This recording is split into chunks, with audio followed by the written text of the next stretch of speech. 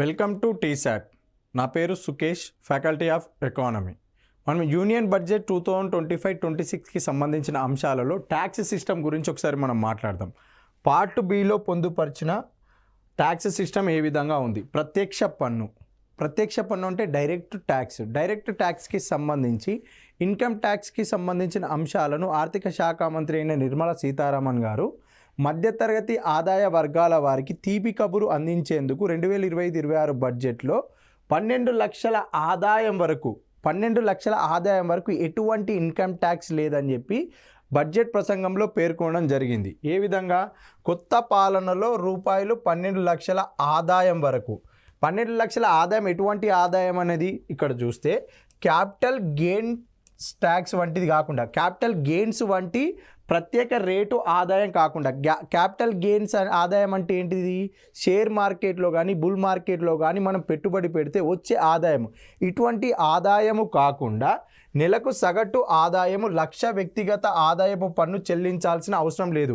Capital gains ద్వారా వచ్చే ఆదాయము లాభం కాకుండా వీటిని పరిగణలోకి తీసుకోకుండా సగటున నెలకు 1,00,000 రూపాయల ఆదాయం వస్తుంది కదా, ఆ ఆదాయం నెలకు 1,00,000 రూపాయలు, సంవత్సరం మొత్తానికి గాను 12 లక్షల రూపాయలకు ఎటువంటి ఇన్కమ్ ట్యాక్స్ అనేది వర్తించడం జరగదు. 2025-26 బడ్జెట్లో 12 లక్షల ఆదాయం ఉన్నా కానీ ఇన్కమ్ ట్యాక్స్ అనేది జీరోగానే ఉంటుంది. ఇన్కమ్ ట్యాక్స్ చెల్లించాల్సిన అవసరం లేదని చెప్పి పేర్కొనడం జరిగింది.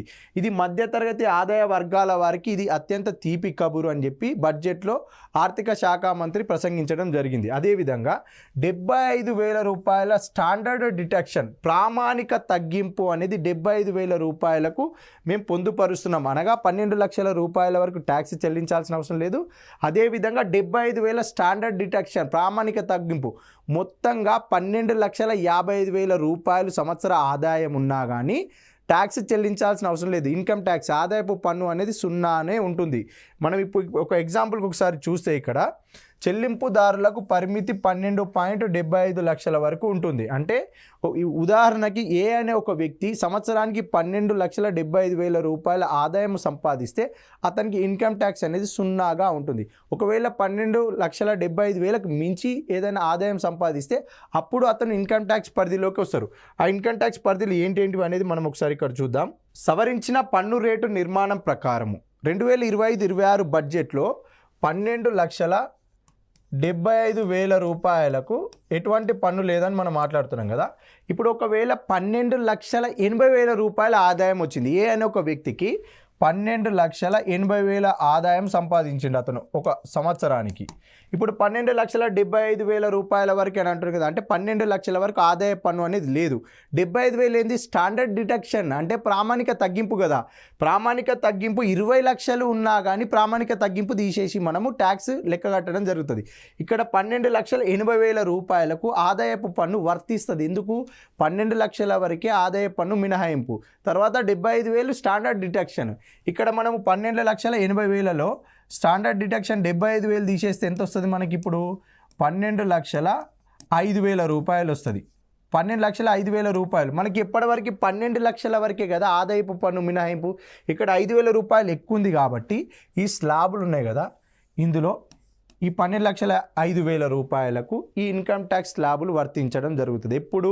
12,05,000 రూపాయలు ఉన్నప్పుడు, స్టాండర్డ్ డిటాక్స్ మినహాయించినప్పుడు 12,05,000 ఉంది.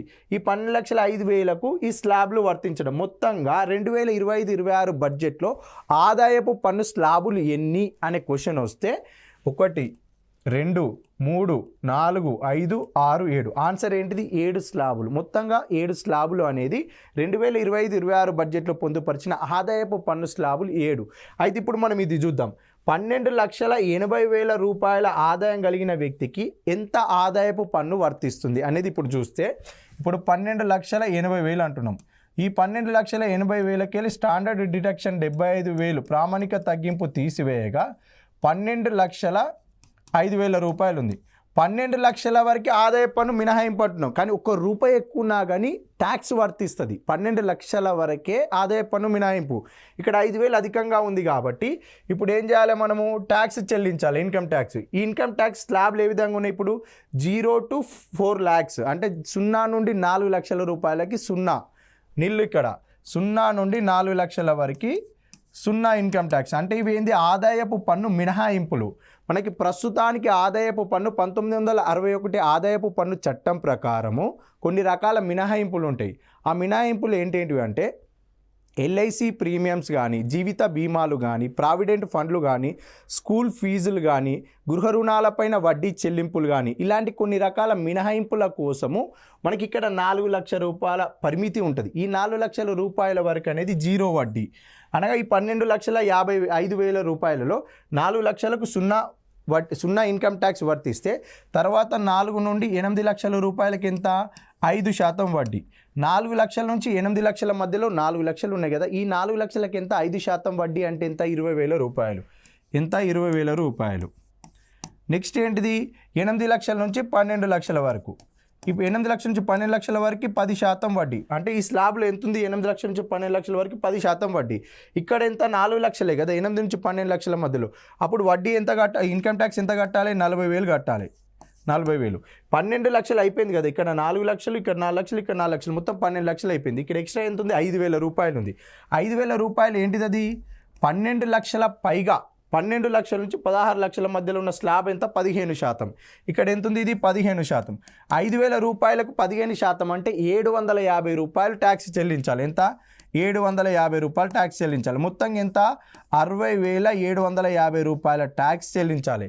12 లక్షల వరకు అయితే ఎలాంటి ఆదాయపు పన్ను అనేది లేదు, ఆదాయ పన్ను మినహాయింపు ఉన్నది. ఎక్కడ 2025-26 బడ్జెట్ ప్రకారము. అదే 12,80,000 12 లక్షల వరకు అయితే ఇలాంటిది లేదు. 12,80,000 రూపాయల ఇన్కమ్ ఉంటే ఒకవేళ ప్రామాణిక తగ్గింపు తీసివేయగా 12 లక్షలకు పైగా 5,000 ఉంది కాబట్టి ఈ స్లాబ్లన్నీ వర్తిస్తాయి. అప్పుడు అతను కట్టాల్సిన ఆదాయపు పన్ను ఎంత 60,750 రూపాయలు. ఇది గుర్తుంచుకోవాలి మనము. ప్రామాణిక తగ్గింపు అనేది 75,000, 12 లక్షల వరకు ఇలాంటి ఆదాయ పన్ను అనేది లేదు. స్లాబ్ల పరంగా చూస్తే మొత్తం 7 స్లాబులు ఉన్నాయి.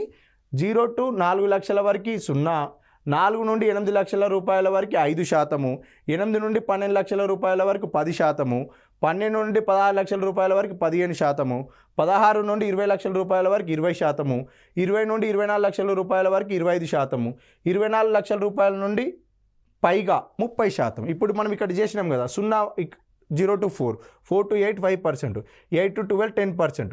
ఇదే 12 లక్షల పైగా 5,000 మాత్రమే ఉన్నది. ఇక్కడ 12 లక్షలకు పైగా 12 లక్షల వరకేమో 10% చేసినాం. ఇక్కడ 12 లక్షలు మించిన ఉన్న ఆదాయం పైన మనం 15% చేసినాం. అదేవిధంగా ఇక్కడ 16 లక్షల వరకు ఉంటే 16 లక్షలకు పైగా ఉంటే అప్పుడు స్లాబ్ ఏంటిది 20%. 20 లక్షలకు పైగా ఆదాయం ఉంటే స్లాబ్ ఏంటిది 25%. 24 లక్షలకు పై ఆపైబడి ఉంటే ఆదాయం ఎంత స్లాబ్ 30%. ఇది చూసుకోవాలి. మనకి మ్యాచ్ ద ఫాలోయింగ్లో ఇటు ఒక సైడ్ ఇచ్చి ఇటు సైడ్ స్లాబ్లు ఇవ్వచ్చు. లేకుంటే 2025-26 బడ్జెట్లో ఆదాయ పన్ను స్లాబులు ఎన్ని అనే క్వశ్చన్ రావచ్చు. 12,80,000 ఆదాయం ఉంటే ఎంతవరకు ఆదాయ పన్ను చెల్లించవచ్చు అలాంటి క్వశ్చన్స్ కూడా రావచ్చు. అయితే 2025-26 బడ్జెట్లో 12 లక్షల వరకు ఎలాంటి ఆదాయ పన్ను లేదంటున్నాం కదా, ఆదాయ పన్ను అనేది చెల్లించాల్సిన అవసరం లేదంటున్నాం. కానీ ఇదే 12 లక్షల రూపాయల ఆదాయం వచ్చే వ్యక్తి గత సంవత్సరం 2024-25 బడ్జెట్లో ఉన్న పన్ను స్లాబ్ల ప్రకారం చెల్లించాల్సి వస్తే 80,000 రూపాయల ఆదాయపు పన్ను చెల్లించాల్సి వచ్చేది. కానీ ఈ సంవత్సరం బడ్జెట్ 2025-26లో ఈ 80,000 రూపాయల ఆదాయపు పన్ను చెల్లించాల్సిన అవసరం లేదు. మధ్యతరగతి వర్గాల వారు ఇక్కడ ఆదాయం జనించుకోవడానికి, ఆదాయం పెంచుకోవడానికి మేము తీపి కబురు అందిస్తున్నామనే ఉద్దేశంతో 12 లక్షల రూపాయల వరకు ఆదాయ పన్ను లేకుండా కొత్తగా 7 స్లాబ్లను తీసుకురావడం జరిగింది కేంద్ర ప్రభుత్వం. ఏ బడ్జెట్లో 2025-26 బడ్జెట్లో అని చెప్పి ఆర్థిక మరియు కార్పొరేట్ వ్యవహారాల శాఖ మంత్రి అయిన నిర్మలా సీతారామన్ గారు పేర్కొనడం జరిగింది. నెక్స్ట్ అంశం ఏంటిదనంటే ఇక్కడ కష్టాలను తగ్గించడానికి ట్యాక్స్ డిడక్షన్ ఎట్ సోర్స్, అదేవిధంగా ట్యాక్స్ కలెక్టెడ్ ఎట్ సోర్స్. ఇది చూస్తే హేతుబద్ధీకరణ, తగ్గించబడిన రేట్లు, థ్రెషోల్డుల సంఖ్యను తగ్గించడము.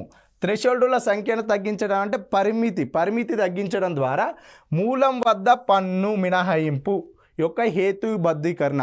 మూలం వద్ద పన్ను అని అంటే ఇప్పుడు ఏంటిది అని అంటే బ్యాంకులలో డిపాజిట్ చేసినాం. ఇప్పుడు 10 లక్షల రూపాయల వరకు డిపాజిట్ చేసుకున్నాం. ఈ డిపాజిట్ చేసిన దానిపైన వచ్చే వడ్డీ ఉంటుంది కదా, ఈ వడ్డీని ఏమంటారంటే మూలం వద్ద పన్ను. ఈ వడ్డీ పైన విధించే పన్నును ఏం చేసిరంటే పెంచిర్రు. ఎంత పరిమితి పెంచిర్రు? ఏ విధంగా? సీనియర్ సిటిజన్లకు వడ్డీపై పన్ను మినహాయింపు పరిమితి ప్రస్తుతం ఉన్న 50,000 నుంచి లక్షకు రెట్టింపు చేసిర్రు. ఇప్పుడు ఎగ్జాంపుల్కి ఏ అనే ఒక వ్యక్తి ఉన్నాడు, ఇతను 65 సంవత్సరాలు ఉంటారు. ఇతను ఏం చేసిర్రు? బ్యాంకులో 10 లక్షల రూపాయల వరకు డిపాజిట్ చేస్తే ఇతనికి సంవత్సరానికి వడ్డీ రూపంలో 50,000 రూపాయలు వస్తే గత సంవత్సరంలో 50,000 రూపాయల పైన ట్యాక్స్ డిడక్షన్ ఎట్ సోర్స్ అని చెప్పి ఒక ట్యాక్స్ ఇవ్వడం జరిగింది, టీడీఎస్ వేయడం జరిగింది. కానీ ప్రస్తుత బడ్జెట్లో మేము ఏం చేస్తున్నామనంటే వీరిపైన 50,000 రూపాయల వడ్డీ వచ్చినా మేము టీడీఎస్ విధించడం లేదు. ఏం విధిస్తాము? 50,000 నుంచి 1,00,000 రూపాయల వరకు వీళ్ళకి మినహాయింపిస్తున్నాం. 50,000 నుంచి 1,00,000 రూపాయలు, 1,00,000 రూపాయల వడ్డీ వచ్చినా మేము టీడీఎస్ విధించము. దీని యొక్క పరిమితి 1,00,000కు పెంచినాము. 1,00,000 దాటితే వడ్డీ పైన పన్ను విధిస్తాం. మూలం పైన పన్ను మూలం వద్ద పన్ను అనేది విధించడం జరుగుతుందని చెప్పి ఆర్థిక మంత్రి నిర్మలా సీతారామన్ గారు పేర్కొన్నారు.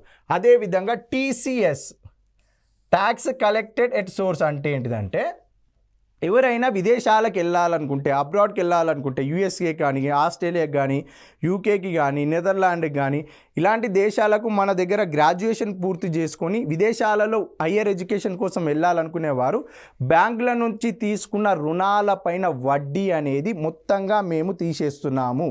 ఈ టీసీఎస్ని మేము రద్దు చేస్తున్నాము. ఎవరికి?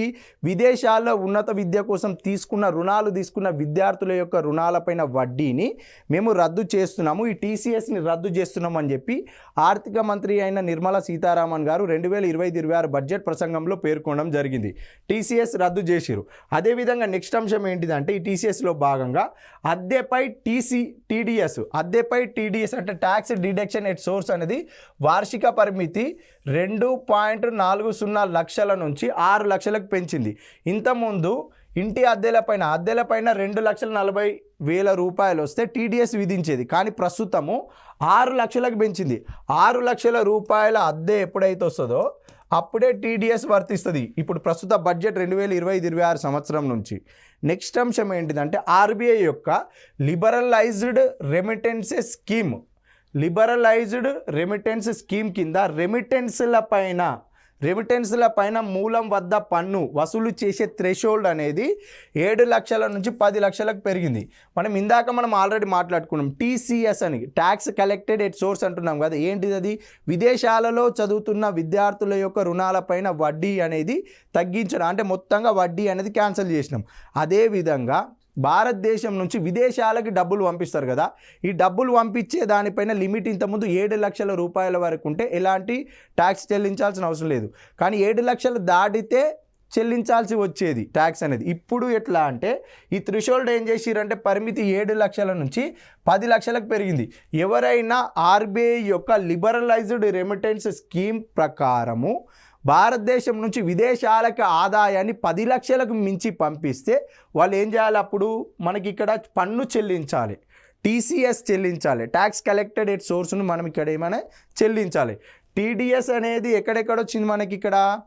ఎవరైతే వృద్ధులు ఉంటారో వారు బ్యాంకులలో డిపాజిట్ చేసిన సీనియర్ సిటిజన్లు బ్యాంకులలో డిపాజిట్ చేసిన అమౌంట్ పైన వచ్చే వడ్డీ 50,000 నుంచి 1,00,000 రూపాయల వరకు ఉన్నా ఎలాంటి టీడీఎస్ చెల్లించాల్సిన అవసరం లేదు. 1,00,000 రూపాయలు దాటితేనే వారు టీడీఎస్ చెల్లించాలి. 10 లక్షల పైన వచ్చిన వడ్డీ 1,00,000 అయితే 1,00,000కు మించి ఉన్నప్పుడు టీడీఎస్ చెల్లించాలి, వడ్డీ పైన పన్ను చెల్లించాల్సి వస్తుంది.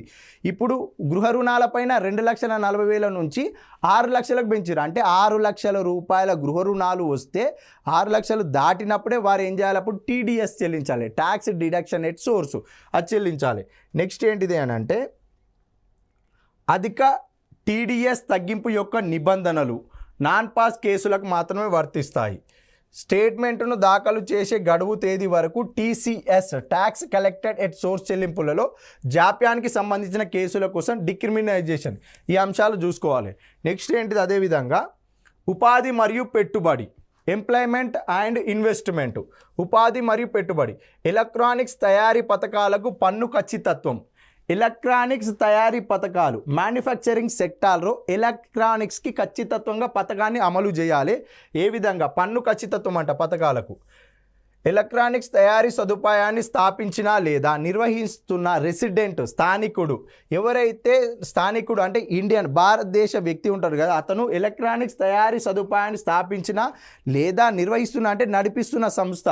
అదేవిధంగా కంపెనీకి సేవలను అందించే నాన్ రెసిడెంట్స్, ఎవరైతే విదేశీయులు ఉంటారో కంపెనీకి సేవలు అందిస్తారు కదా, వారి కోసం ఊహాజనిత పన్ను విధానాన్ని తీసుకురావడం జరుగుతుంది అని చెప్పి బడ్జెట్లో పేర్కొన్నారు. ఇప్పుడు మన ఇండియన్ సంస్థ ఉన్నది, ఎగ్జాంపుల్కి తీసుకుంటే ఏ అనే ఒక వ్యక్తికి ఇండియాలో ఒక రెసిడెంట్ అతను ఒక సంస్థను స్థాపిస్తే ఆ సంస్థలో నాన్ రెసిడెంట్ని తీసుకొచ్చి ఇక్కడ ఎంప్లాయీగా పెడితే ఆ ఎంప్లాయీ యొక్క ఆదాయం పైన ఒక పన్ను విధించడం జరుగుతుంది, ఊహాజనిత పన్ను విధానము.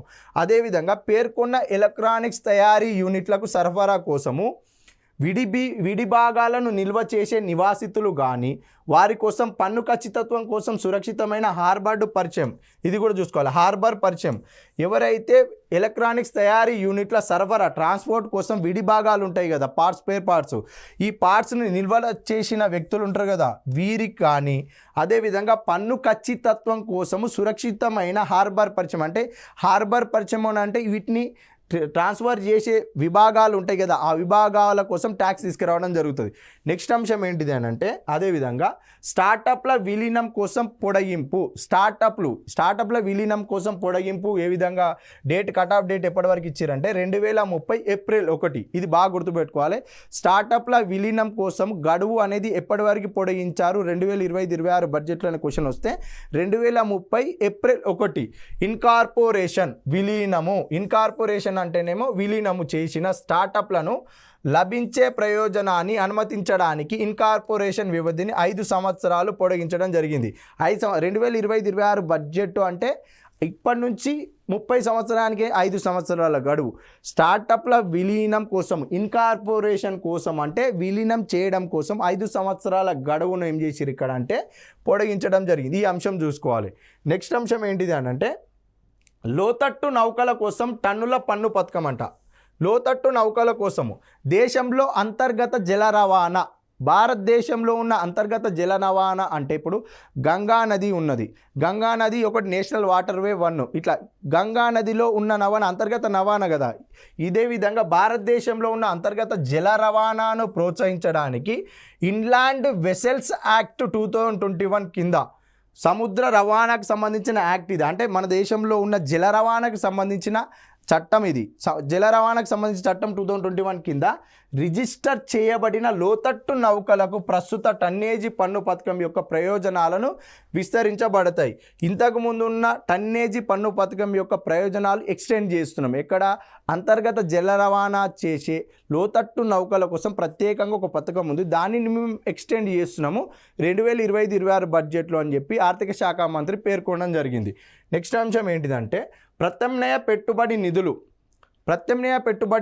ఆల్టర్నేటివ్ ఇన్ఫ్రాస్ట్రక్చర్ ఫండ్ అంటే ఏంటిదంటే ఇన్ఫ్రాస్ట్రక్చర్ మరియు ఇతర రంగాలలో పెట్టుబడులు పెడుతున్న కేటగిరీ 1 మరియు కేటగిరీ 2 ఆల్టర్నేటివ్ ఇన్ఫ్రాస్ట్రక్చర్ ఫండ్లకు సెక్యూరిటీల నుండి వచ్చే లాభాలపై ఖచ్చితంగా పన్ను విధించబడుతుందంట. ఏంటిదంటే ఇన్ఫ్రాస్ట్రక్చర్ మరియు ఇతర రంగాలలో పెట్టుబడులు పెడుతున్న కేటగిరీ 1, కేటగిరీ 2 ఆల్టర్నేటివ్ ఇన్ఫ్రాస్ట్రక్చర్ ఫండ్లకు సెక్యూరిటీల నుంచి, ఇప్పుడు కేటగిరీ 1లో ఏ సంస్థలు ఉన్నాయి, కేటగిరీ 2లో ఏ సంస్థలు ఉన్నాయో వీటికి ఆల్టర్నేటివ్ ఇన్ఫ్రాస్ట్రక్చర్ ఫండ్లలో భాగంగా సెక్యూరిటీల నుంచి వచ్చే లాభాలు ఉంటాయి కదా, ఈ లాభాల పైన ఖచ్చితంగా పన్ను విధించబడుతుందని చెప్పి పేర్కొనడం జరిగింది. ప్రత్యామ్నాయ పెట్టుబడి నిధులు, ఆల్టర్నేటివ్ ఇన్ఫ్రాస్ట్రక్చర్ ఫండ్ అంటే ఇదే.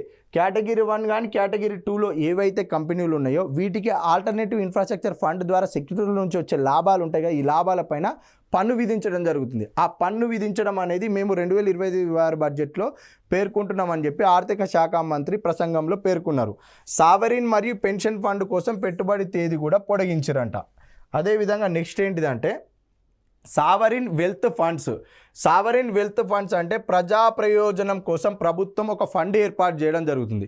ఈ ఫండ్ ద్వారా ఏం చేస్తుంది అంటే బాండ్స్ రూపంలో కానీ, షేర్స్ రూపంలో కానీ, డిబెంచర్స్ రూపంలో కానీ ప్రభుత్వం విడుదల చేయడం జరుగుతుంది. సావరిన్ వెల్త్ ఫండ్ ఇది ప్రజల యొక్క ప్రయోజనం కోసం ఏర్పాటు చేసిన ఫండ్. ఇది సావరిన్ వెల్త్ ఫండ్స్ మరియు పెన్షన్ ఫండ్స్లో ఇన్ఫ్రాస్ట్రక్చర్ సెక్టార్కు నిధులను ప్రోత్సహించడానికి వాటిలో పెట్టుబడులు పెట్టే తేదీని సావరిన్ వెల్త్ ఫండ్స్ ప్రజల కోసం ఉపయోగించే ఫండ్ నడిపిస్తుంది. ప్రభుత్వమే ఒక రకమైన నిధిని నడిపిస్తుంది.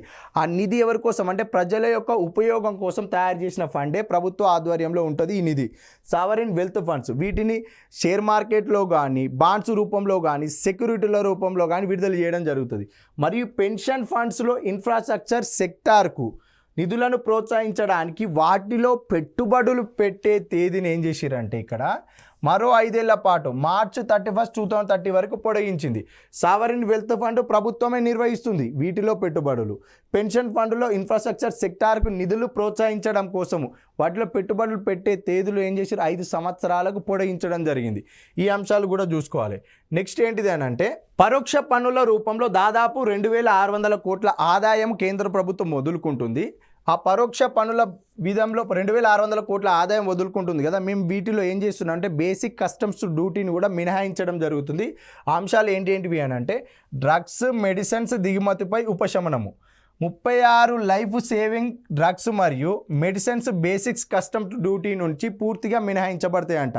36 లైఫ్ సేవింగ్ డ్రగ్స్ మరియు మెడిసిన్స్ ఏం చేస్తున్నాయంటే బేసిక్ కస్టమ్స్ డ్యూటీ నుంచి మినహాయిస్తున్నాము.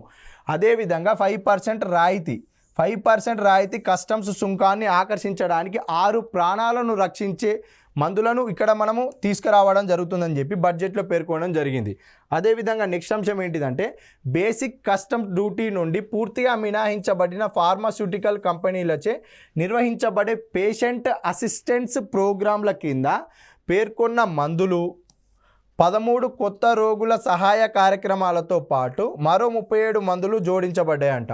బేసిక్ కస్టమ్స్ డ్యూటీ నుంచి మినహాయించబడ్డ కంపెనీలు ఉంటాయి కదా, ఆ ఫార్మాస్యూటికల్ కంపెనీలచే నిర్వహించబడే పేషెంట్ అసిస్టెన్స్ ప్రోగ్రాంలో భాగంగా మందులు మరియు 13 కొత్త రోగుల సహాయ కార్యక్రమాలతో పాటు 37 మందులు జోడించబడ్డాయంట. దీనిలో భాగంగా పేషెంట్ అసిస్టెన్స్ ప్రోగ్రాంలో భాగంగా. నెక్స్ట్ అంశం అదేవిధంగా ఏం చూడాలంటే దేశీయ తయారీ మరియు విలువ జోడింపుకు మద్దతు. బడ్జెట్లో క్వశ్చన్స్ ఏరియా పైన వస్తాయి, అవైతే ఎక్కువగా ఫోకస్ చేయాలి. ఇప్పుడు ఇన్కమ్ ట్యాక్స్ గురించి మాట్లాడినాం, స్లాబులు ఎన్ని, అదేవిధంగా ఆదాయ పన్ను పరిమితి ఎప్పటివరకు 12 లక్షలు, స్టాండర్డ్ డిడక్షన్ ఎంత 75,000. ఈ అంశాలు పదే చూసుకోవాలి. వాటితో పాటు బడ్జెట్లో పొందుపరిచిన అంశాలను ఒకసారి చూడాలి. ఓవర్వ్యూ ప్రకారం ఖచ్చితంగా క్వశ్చన్ పడే ఏరియాను మాత్రం ఫోకస్ చేయాలి. దేశీయ తయారీ మరియు విలువ జోడింపుకు మద్దతు, క్లిష్టమైన ఖనిజాలు, కోబాల్ట్ పౌడరు మరియు వ్యర్థాలు, లిథియం అయాన్ బ్యాటరీ యొక్క స్క్రాబ్, సీసం, జింక్ మరియు 12 కీలకమైన ఖనిజాలు బేసిక్ కస్టమ్ డ్యూటీ నుండి పూర్తిగా మినహాయించబడ్డాయంట. దేశీయ తయారీ మరియు విలువ జోడింపుకు మద్దతుగా క్లిష్టమైన ఖనిజాలు అంట. ఏంటివి అవి? కోబాల్ట్ పౌడరు మరియు వ్యర్థాలు, లిథియం అయాన్ బ్యాటరీ యొక్క స్క్రాబ్ అంటే ఇంతకుముందు ఉపయోగించింది మిగిలిపోయి ఉంటుంది కదా స్క్రాబ్, లిథియం అయాన్ బ్యాటరీ యొక్క స్క్రాప్, సీసము, జింక్ మరియు 12 కీలకమైన ఖనిజాలు ఉంటాయి కదా, వీటికి బేసిక్ కస్టమ్స్ డ్యూటీ అనేది మినహాయిస్తున్నాం అని చెప్పి బడ్జెట్లో పేర్కొనడం జరిగింది. నెక్స్ట్ అంశం అదేవిధంగా వస్త్రాలు, మరో 2 రకాల షటిల్లెస్ లూమ్స్ టెక్స్టైల్ మెషినరీకి పూర్తిగా బేసిక్ కస్టమ్ డ్యూటీ అనేది మినహాయింపు ఇవ్వడం జరిగింది.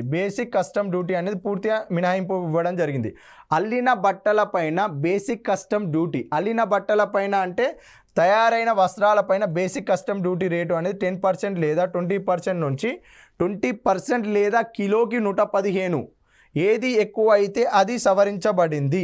అల్లిన బట్టలు అంటే తయారైన వస్తువులపైన బేసిక్ కస్టమ్ డ్యూటీ అనేది 10% లేదా 20% నుంచి, లేదా 20 ఉంటే ఎక్కువగా ఉంటే 20% లేదా 115 కిలోకి ఎక్కువగా ఉంటే 115, ఏది ఎక్కువైతే అది సవరించబడుతుంది.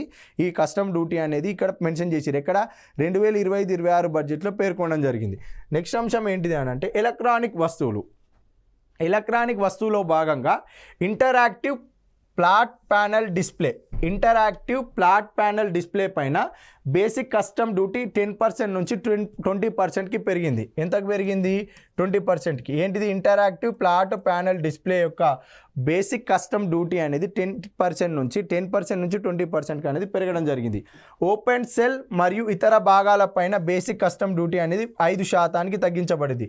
పెరిగింది ఏంటిది, తగ్గింది ఏంటి, ఈ అంశాలు చూసుకోవాలి. ఇక్కడ ఏం చెప్పారు? ఇక్కడ ఇంటరాక్టివ్ ఫ్లాట్ ప్యానెల్ డిస్ప్లే పైన బేసిక్ కస్టమ్ డ్యూటీ అనేది 10% నుంచి 20%కి ఏమైంది? పెరిగింది. ఇక్కడ ఓపెన్ సెల్ మరియు ఇతర భాగాలపైన బేసిక్ కస్టమ్ డ్యూటీ 5% తగ్గించబడింది. ఈ అంశాలు చూసుకోవాలి. ఓపెన్ సెల్ ఇతర భాగాలపైన బేసిక్ కస్టమ్ డ్యూటీ అనేది మినహాయించబడింది. ఇతర భాగాలపైన 5% తగ్గించబడింది. కొన్ని భాగాలపైన బేసిక్ కస్టమ్ డ్యూటీ అనేది మినహాయించబడ్డది. ఈ అంశాలు చూసుకోవాలి. Next lithium ion battery. Electronic vehicle battery ఉంది కదా, ఎలక్ట్రానిక్ వెహికల్ బ్యాటరీ తయారీకి 35 అదనపు మూలధన వస్తువులు మరియు మొబైల్ ఫోన్ తయారీకి 28 అదనపు మూలధన వస్తువులు మినహాయించబడ్డాయంట.